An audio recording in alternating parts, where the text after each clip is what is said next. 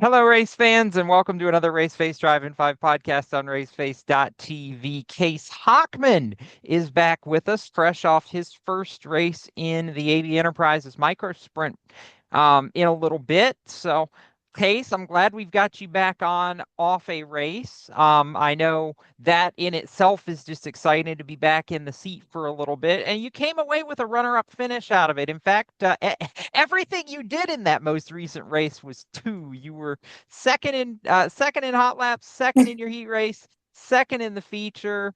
All in all, though, it seemed like not a bad day. What are some of the things that you took away from it?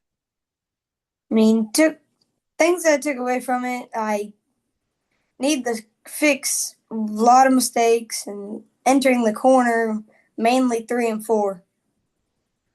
I know, obviously, one of those moments where it's sometimes hard to get a rhythm or keep a rhythm when you've been out of the seat for a little bit. Did it take you that first part of the day in that Saturday race to kind of get your rhythm back just a little bit? A little bit, yeah. What were some of the things you were feeling? I mean, I'm familiar with Millbridge and how much the track changes over the course of a night. What were some of the things you were feeling as the track was changing from behind the wheel, or maybe things that you had to do differently later in the night? Earlier in the day, it was tight, pretty much. Like the track was a bit tacky, and then throughout the heat race, it started getting looser. And then at the feature, it was kind of loose. I know you were kind of playing chase once you settled into second in that feature. Was there you mentioned 3 and 4. Was that kind of the part of the track maybe where you felt like you were losing time to the leader comparatively? Oh, yeah, because I usually drive off the middle and not the bottom. So I tried to draw off the bottom, but it sometimes doesn't work. Hey, it's understandable. For you, like we said, just glad to be back in the seat a little bit. Compared to where you have been in some of your earlier trips to Mobridge this season, what are some of the things you feel like you've improved on? Definitely the qualifying part is What's it been about qualifying that's been a challenge for you? the entries, and not making mistakes in the 3 laps that we get. One of those where just because it's such a short amount of time, you don't really have time to come back from it just in a Mm-hmm. three-lap qualifying session, do you? No. So come away with a second place finish out of that feature. The good news is you don't have to spend too much time out of the seat. You get to get back in 3 weeks, Saturday, September 20th. Um, with some of the things you've started to figure out and now kind of knowing where your baseline is again with being back in the race car, what are some of the goals you're setting for yourself for that September race coming up? First of all, getting a win and qualifying first. Fixing the mistakes that are made in the last race. Going back there and fixing them would be my most important one. You mentioned corner entry specifically. For those who aren't familiar with some of the nuances of driving a micro sprint on dirt, can you try and tell the fans some of the things you're having to work on behind the wheel? Turn right to go left, and that's what I also have to work on too. Going from asphalt to pavement or asphalt to dirt, which is two different things. It's kind of hard. You smooth on asphalt, and then you kind of drift on dirt, and you have to turn right to And keep you the car from coming out from under you.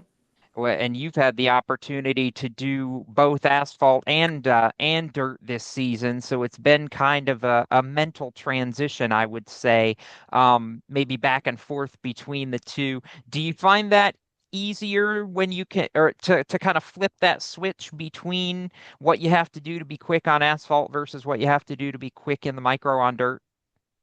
Nah, yeah, because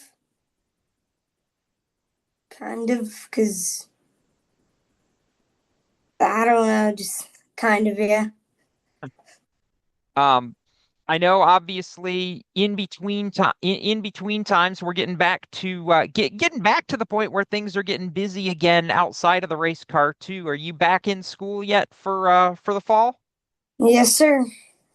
What are the challenges of balancing to make sure you do all the things you need to do schoolwork wise so that you can make sure when it's time to go racing that all that's in the place that it needs to be and you can focus on the race car.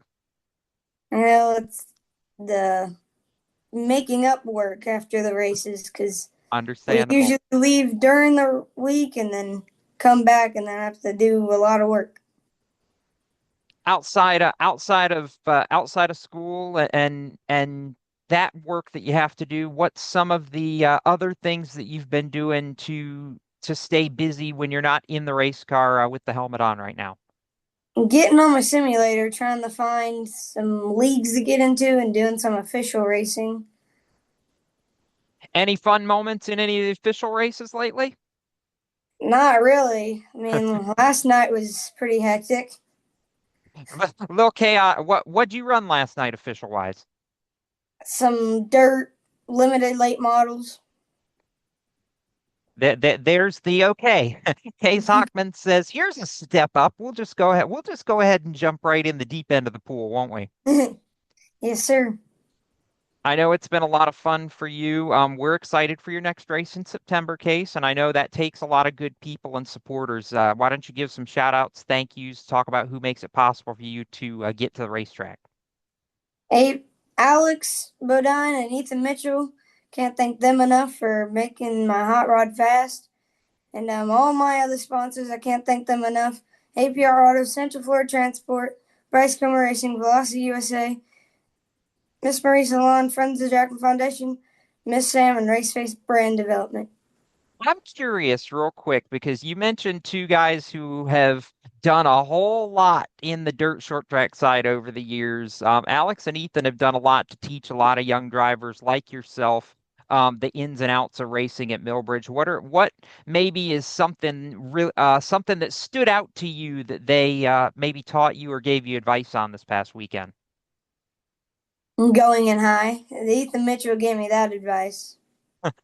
He he is one of the best to just sail it in on top and, as they say, rip the lip, so to speak. So um, definitely one where if you can listen to him and kind of take some things away, that it's going to benefit you in the long run, Case. And it's always fun to have you on these driving fives.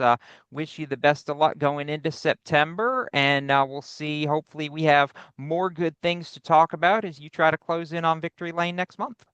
All right. Thank you. That's Case Hockman. I'm Jacob Seelman. This has been another Race Face Drive in 5 here on raceface.tv. We'll see y'all next time for more.